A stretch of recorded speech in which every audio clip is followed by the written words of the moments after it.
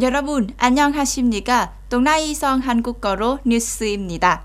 호치민시 보건국은 이 도시의 경제 회복 단계에서 최소 백신은 1회 접종하는 사람들에게 코로나19 그린카드 시범 운영은 제안했습니다.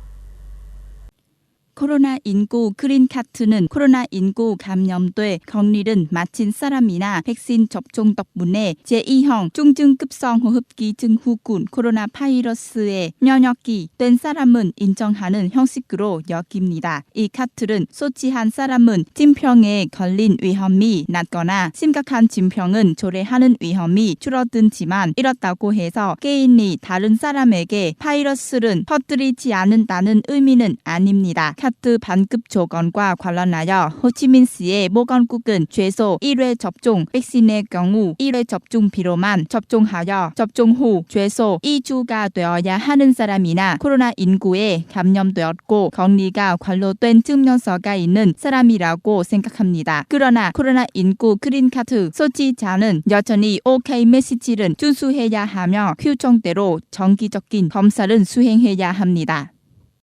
9월 19일에 민화시 당위원회 및 인민위원회는 9월 20일부터 사회적 거리두기를 완화 계획을 시행하기 위해 250개 이상의 기업과 온라인 회의를 개최했습니다. 기업이 헌장삼 2개 목적지 하나 도로 모델은 구현한 데에 어려움의 중점 여행 허가증 반급 및 문품 운송의 무적 저감 근로자를 위한 백신 접종 계획에 관련된 4개 그룹의 문제에 초점을 맞춘 160개 이상의 질문과 함께 기업의 30회 이상의 의견들이 있습니다. 9월 20일에 1102 계획이 발효되어 구체적으로 안내되지 않은 내용이 많아서 기업이 혼란에 빠졌습니다. 기업에서 제기한 문제가 해결되었습니다. 그러나 일부 내용들은 여전히 더 안내되려고 기다리고 있습니다. 민화시 인민위원회 위원장은 기업들의 의견은 참고하여 정보를 업데이트하며 생산 회복과 전염병 예방에 관한 최신 지침은 기업에 전달한 것이라고 말했습니다. 시의 지도자들은 또한 기업들이 전염병 예방 및 생산 회복을 위한 계획을 개발하고 실행하는 데 더욱 적극적으로 나서야 한다고 제안했습니다. 9월 19일에 동나이성 베트남 조국전선위원회는 성전년연합 및 여성연합회와 협력하여 코로나19 전염병으로 영향을 받은 어려운 사정이 있는 어린이들에게 중추전 선물 5만 개를 배포했습니다.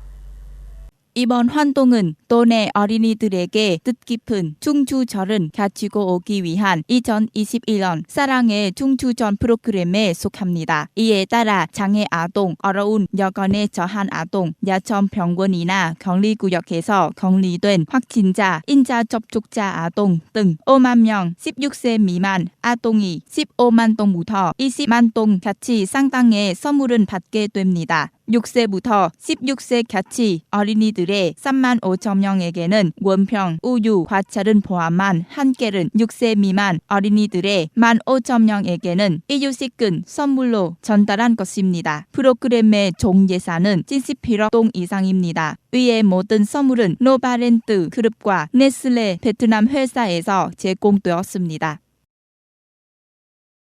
프랑스는 오커스, 미국, 영국, 호주 안보협정에서 제외됨에 대해 계속 반발하면서 이번 주 열린 여천된 영국 국방장관 회담은 취소했습니다.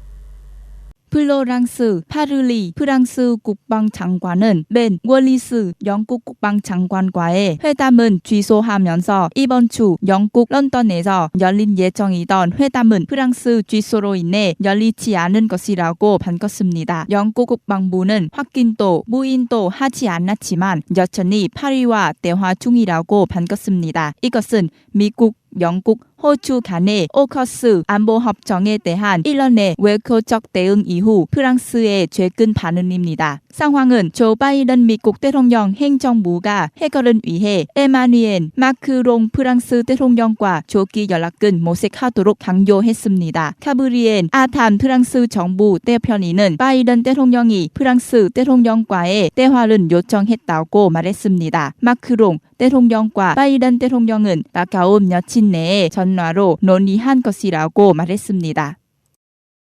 국원 19일에 저녁 현지 시간에 총선이 정확히 일주일 앞으로 다가온 상황에서 도킨 총리에 출마한 3명의 후보가 최종 토론회를 가졌습니다.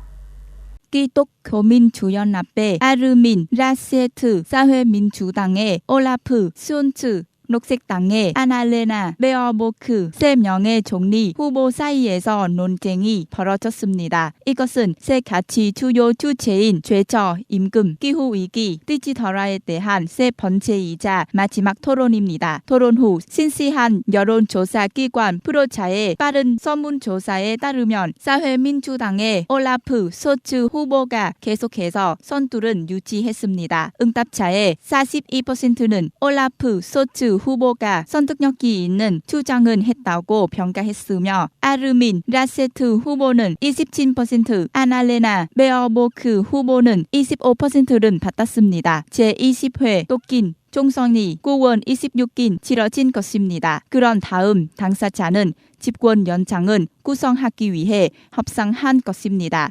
새 국회는 집권 16년 만에 앙겔라 메르켈 총리의 후임자를 선출할 예정입니다. 동나이성 뉴스입니다. 잘 들어주셔서 감사합니다.